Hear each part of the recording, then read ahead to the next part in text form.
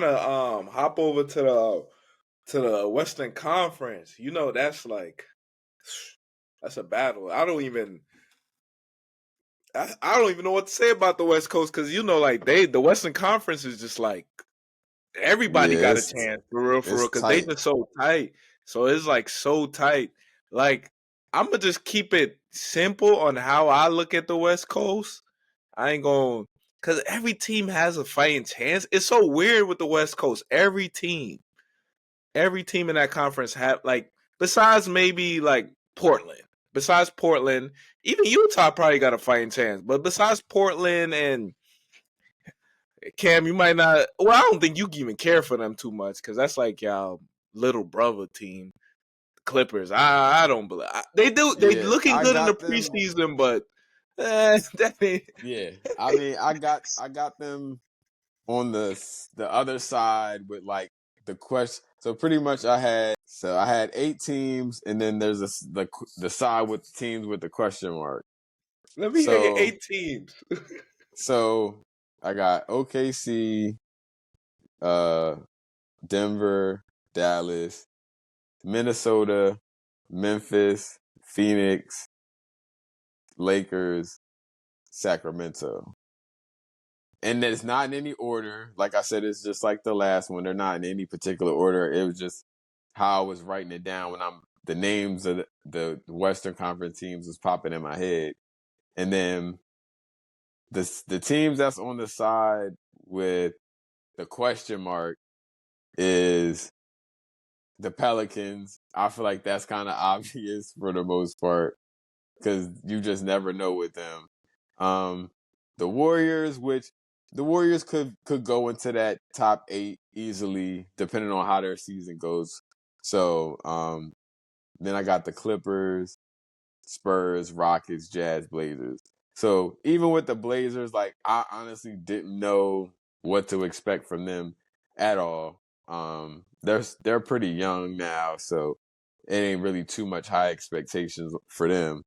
But like, yeah, the Warriors, the Clippers, and the Spurs, as far as the teams on the question mark side, those are probably the 3 that I would give like the most chance to actually make the play in or playoffs or whatever. But So let me ask you this, Cam. On your side of the 8 teams, you like these is my lot, possibly playoff teams. I know you put them in no order. Who you think is gonna hold down the number one spot for majority of the year? They might flip flop between 2 or 1, but who do you have? OKC. Okay, all right, all They did right. it. They We on did the it same last page. year. They added pieces. It's like it would only make sense for them to continue to grow and build because they got Caruso, they got Hartenstein. It's like those were 2 solid pieces. Yep. Um, Chet still, coming into his own. Shea is gonna do his thing. Um, you got Lou Dort still. You still got your pieces that like obviously last year they probably were disappointed on how the season ended, but like people don't understand like they was a young team, no, not really a lot of playoff experience. So I feel like last year probably is gonna pay dividends going into this year, and going into this season's playoffs. So I think they should be able to hold down that number 1 spot. Denver, I don't really know what to think about Denver this year.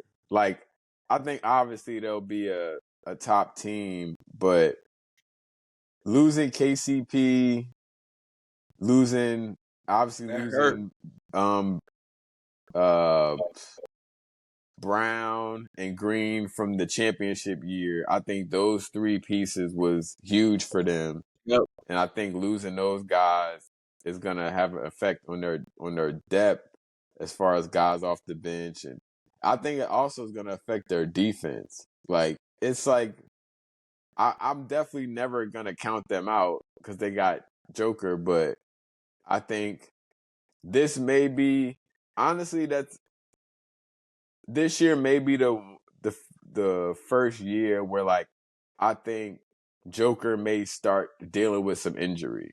And I'm not Oh, wishing that on the man at yeah, all. yeah. Definitely not. But they've been making some runs.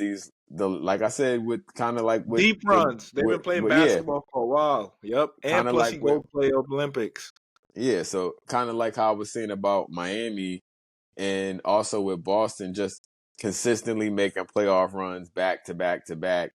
I think um, the Nuggets might want to take it easy on Jokic this year, just because of, like, you see what happened to Jamal Murray. Like, he got injured, and then even though they were able to beat the Lakers in the first round with him still being injured, that's not happening this year. Like, if he's injured going into that, as far as Jamal Murray or Jokic, if one of them is injured going into the playoffs or fighting through an injury during the regular season that could linger, I think it'll definitely have an effect on the outcome once they get to the playoffs.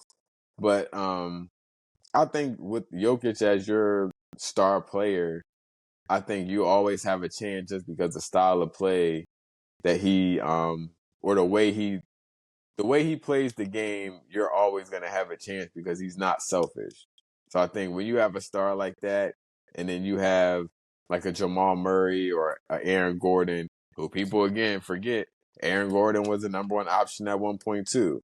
So it's like Michael Porter Jr. It's like they have the pieces to, obviously, in their starting lineup to still make it work. But I think their bench is definitely going to struggle.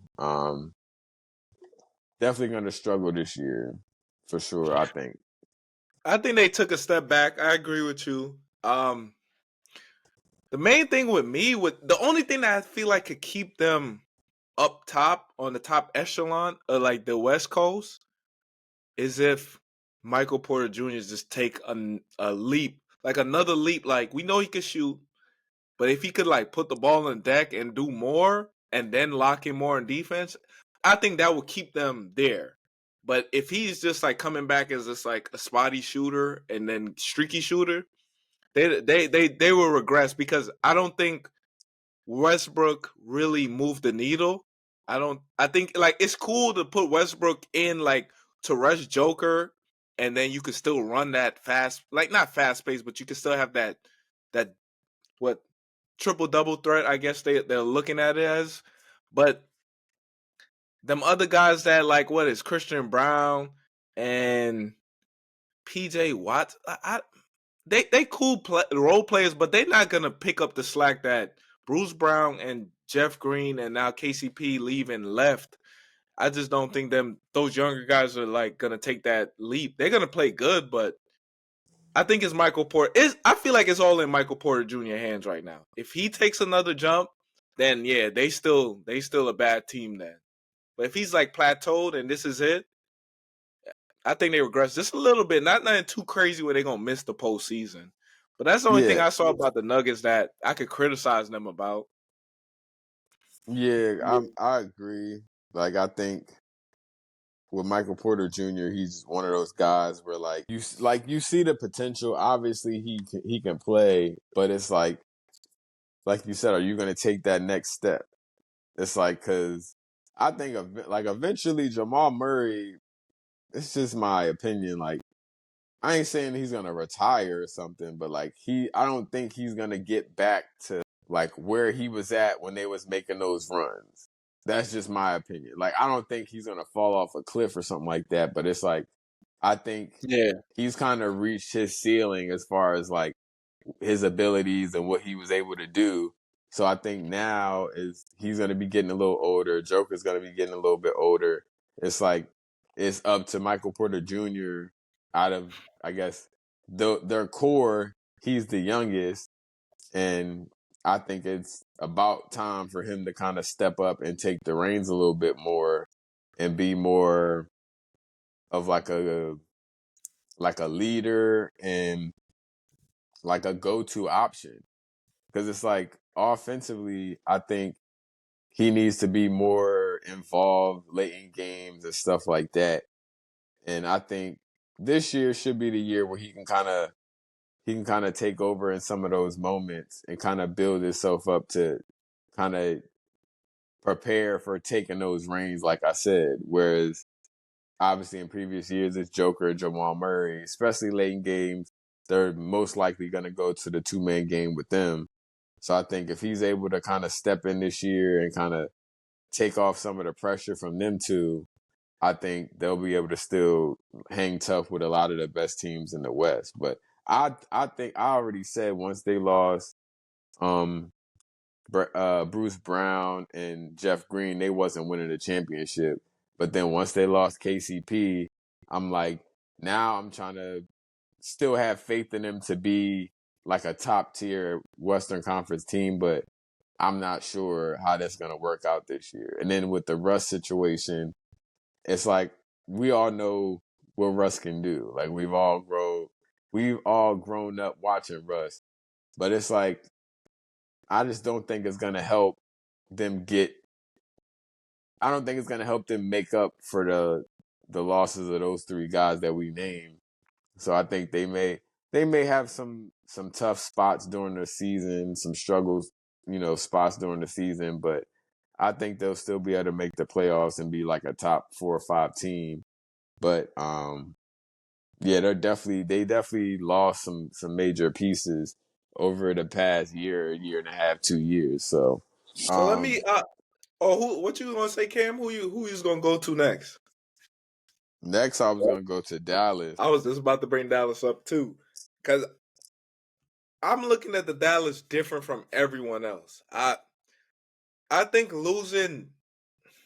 signing Klay Thompson was a good move, but if it came at the effort of losing Derrick Jones, that's the part I didn't like because I feel like this is not Klay Thompson from 6 years ago. So it's like if you're gonna lose that defender, Klay can't take on that role that Derrick Jones was taking on in the playoffs and in that the second half of the year for them last year. So it's like, did they truly get better? That's how I look at Dallas right now. Like, did you truly get better, or you just like? I think the plus minus to that offseason didn't add up. But I think everybody still, not everyone, but people who are like, they just like hearing big names on certain teams. I think they're stuck on just who Klay Thompson is. And I'm like, Yeah, I don't like for his career, not where he is currently at this moment. currently. That's how I look at it. So I'm like, I don't think Dallas improved. Maybe I'm wrong. I still think they're a playoff team. But I tell people I think the way Luka plays too hurts them because it showed in the finals and a little bit in the conference finals. Sometimes the way Luka play, it stops Kyrie roll. Like sometimes Kyrie like when all right, it was I don't know which game. I want to believe it was game 3 when they went back to Dallas. Or game 4. I want to believe one of those games when they was in Dallas, Kyrie got rolling. He was rolling on Boston. Yeah, And I then think it was it was like the first half. Luka just like after Luka, like if you gonna let Kyrie roll, just let him go. Like Luka kind of starts slowing the pace now. Then he started playing Luka basketball, holding the ball longer. And then I was like, I just felt like that wasn't like a winning success. And I was like, are you gonna bring that mentality now with Klay Thompson there? Like, right? I just think that the plus minus didn't add up. Like now, if you bring Klay Thompson plus keeping Derrick Jones, then I was like, yeah, I think they took a. But when I saw Derrick Jones was gone, I was like, he's not the greatest, like the best player, but I was like, yo, he was an important part of what they did in that postseason run. So that's how I look at Dallas. I think Dallas is a 4. 4 is just being generous. They from 4 to like I could see them 4 and 6. I can't see them being a top 3 team in the. I don't know why. I just can't see it. But maybe Luka. This is Luka MVP year, so it possibly could be that too. Yeah, I definitely agree on the part about Klay Thompson. Because like you said, people are always gonna bring up, his years with the Warriors and, the type of player he was then. But and everyone's like I know on a lot of the shows that talk about the NBA, they're saying like, oh, he's happy now because he's out of He's not with the Warriors. He's in a new situation and all of that. But I think it's just realistically speaking, like, yes, he can still shoot the ball. I think he's gonna have his slumps during the season. Like that just comes with it. But because they're like, oh, last year was the down year for him, and he still averaged 18 and shot this percentage and all of that. Which I get that, but at the same time, defensively, which has already been an issue for them, and like you said, getting rid of a defender to bring in a shooter who used to be a defender but isn't at that level anymore. It's like, all right, you're kind of losing a little bit of the little bit of defense you had. You're kind of you already lost part of that, and then you bring in someone who will help stretch the floor and stuff on the offensive end. But on the defensive end, Klay Thompson's not guarding nobody no more. That's over with. He can try to nobody's gonna convince me otherwise of Klay Thompson somehow getting back to being the defender he once was. That's just not gonna happen. It's too many injuries later and too many years later, and just over time it's just you can't sit down and guard nobody like that no more. Especially not for, longer stretches. Like maybe if it's like spot situations here and there where he can be impactful on defense, but I just don't see it. I think they're going to be fun to watch, but like you said, with Luka, with his game, it's just like I don't like it. Like it's just like, and it's not even necessarily like a visual thing. It's just like I don't think other players can grow and like improve in that type of offense. It's like I don't know, like it reminds me of when James Harden was in Houston, and it's like yeah, y'all can win games and it's gonna look good and it's gonna seem fun and all of that, but it's like if you're playing with somebody like that, it's like I feel like after a certain amount of games, it's like, all right, bro, like let's try to do something a little different, like switch it up some, or try to maybe have another player that's gonna take some of the pressure off of Luka to handle the ball and getting into offenses and stuff like that. But even like we talked about last season, when we were speaking on them in the playoffs, it's like I just I don't like how much Luka controls the offense, but then he has no defensive awareness. Like he has no defensive effort. Like it's just defense. And that's some guys is just like that, but at the same time, if you really want to like take it to the next level and win championships and stuff like that, everybody got to play defense. It can't just be guys where, okay, that's your role to guard so and so, or it's your role to be a defensive anchor or whatever.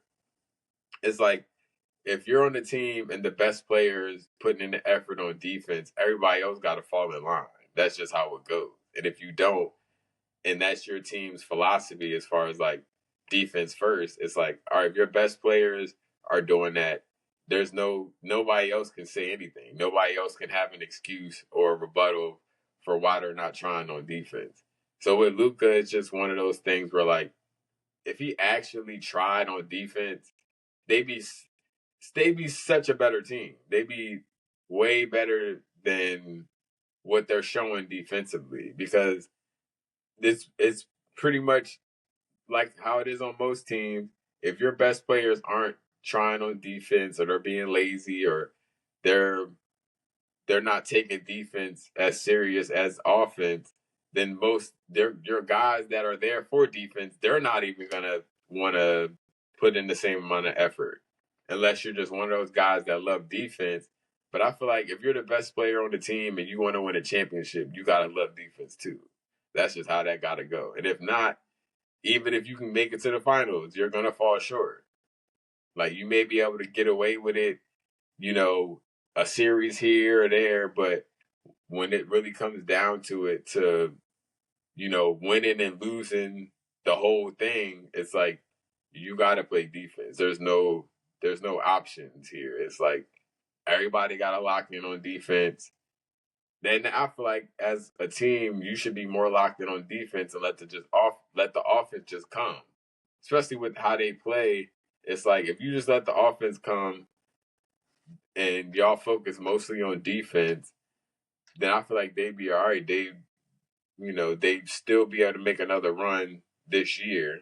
But when you lose certain guys that bring the defense and you replace it with guys that, like a Klay Thompson at this point in his career, all he can offer you is pretty much offense. And that's if he's he's not having a night where he's struggling.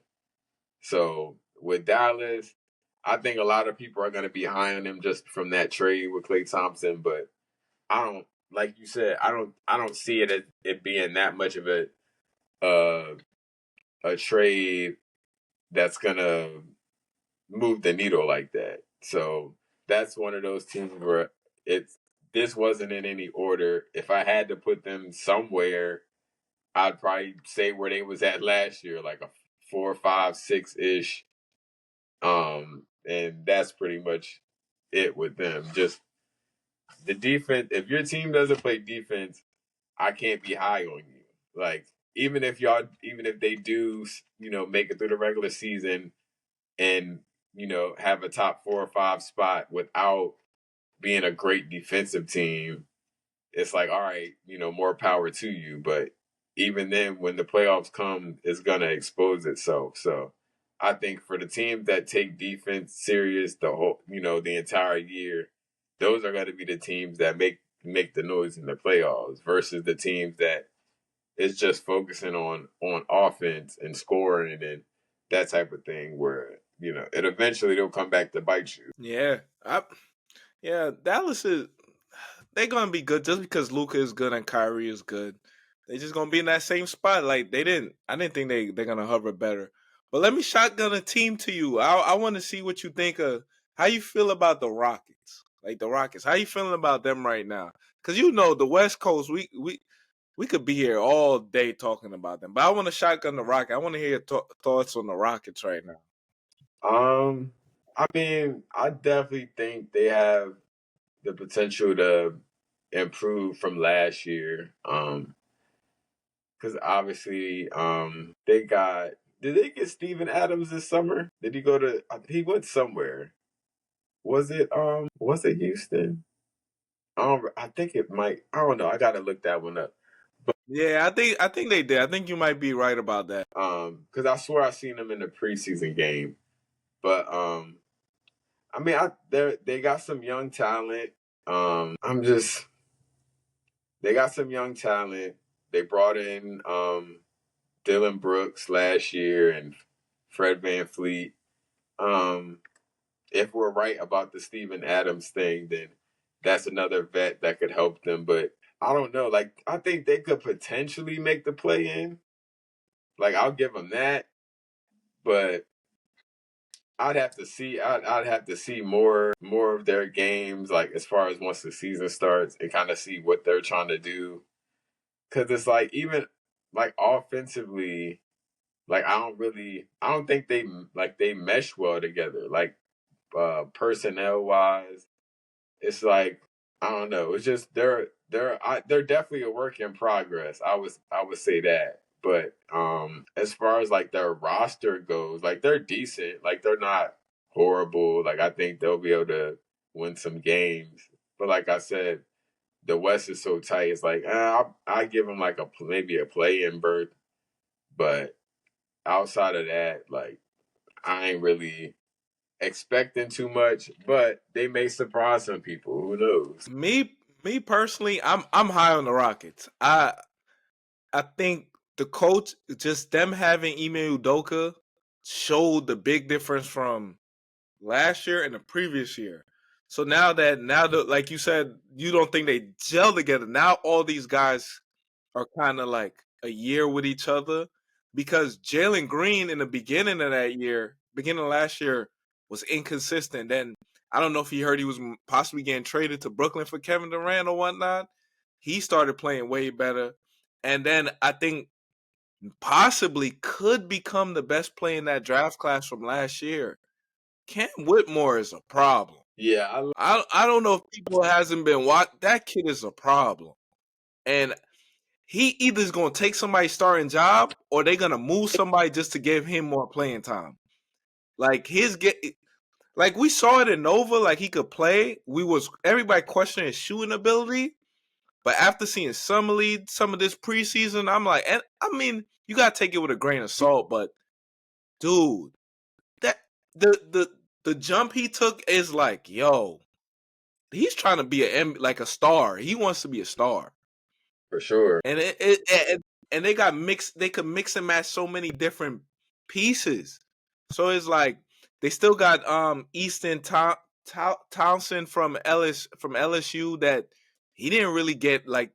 So it's like I think the talent is there, and I think now that Ime Udoka is in the second year, that's why they do need like another piece. They do need that. I know why everybody's probably like, yo, they don't have that.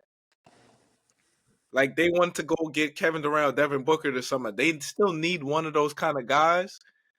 But it's like what if they get Jimmy Butler? I don't know, but I'm high on them. I think they're a player right now in this moment.